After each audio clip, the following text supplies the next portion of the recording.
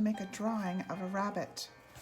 We're going to do the drawing in springtime because I'm hopeful that spring is on its way. It certainly feels like it today. If you were able, we're going to use some tracers if you have them. If you don't, I'm going to show you just how to draw the circles and where. I'm using a cup tracer and a lid tracer for mine. We're going to need a pencil, and then you're going to need something for color, either crayons, markers, or color pencils, whatever you might have. Okay, so I'm going to start by holding my paper in the landscape, sideways, or hamburger direction. We're going to start with our first tracer. I'm going to trace around my lid for the bunny's body. Okay, if you don't have a lid, we're going to draw a circle about this big, kind of towards the bottom of the page, but not all the way to the bottom. Then we're going to think about the head. If you have a tracer for the head, we're going to put it right about here and trace that. I'm using a cup tracer. If you don't have a cup tracer, you're going to overlap or put one circle just a little bit on top of the other here, like this, and draw your circle around. Okay, so this is the bunny's body, and this is going to be the bunny's face. All right, so next we're going to think about the ears. We're going to start one here. It's going to be kind of a curvy triangle, and we're going to stop it right there. And then the other one is going to come back like this, around and down. I'm going to do the inside of this ear like that.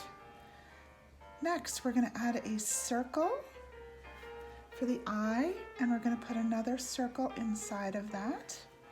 Okay, I like to use a triangle for the bunny's nose. And I'm going to give this bunny a smile because it's happy because it's springtime. Then I'm going to add a couple of whiskers. Okay, the bunnies are fluffy, so let's add some fluffy fur. And one of its paws right here with some bunny toes. I'm going to bring its other paw down like this and add in some bunny toes.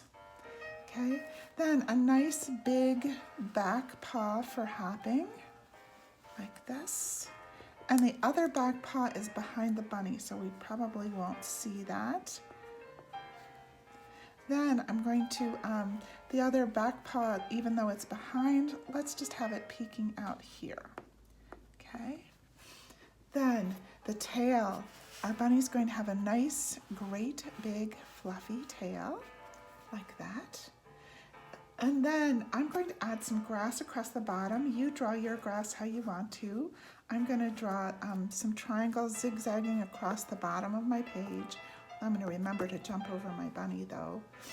Then I'm going to add a great big sun up here. You draw your sun where you want it and how you want it.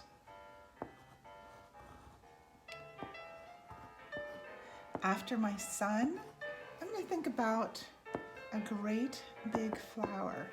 And I'm going to put the flower kind of behind the bunny over here. So I'm going to have my stem coming down. The rest of it you won't see because it's behind the bunny. I'm going to add two great big leaves on either side.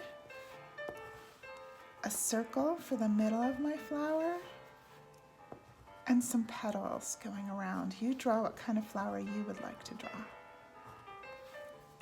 All right, then it's time to think about how are we going to use our color, okay? For my color, I left the bunny white because I want it to be a white bunny. You could make bunnies are brown or gray or multicolored, so you can color your bunny however you like to.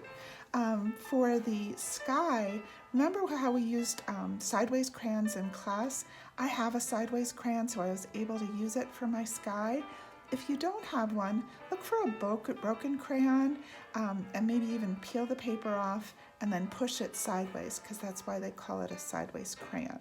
You can use anything for color that you have or mix it up and use several things. Enjoy making your bunny, keep being creative, and I hope you're safe and happy. Bye.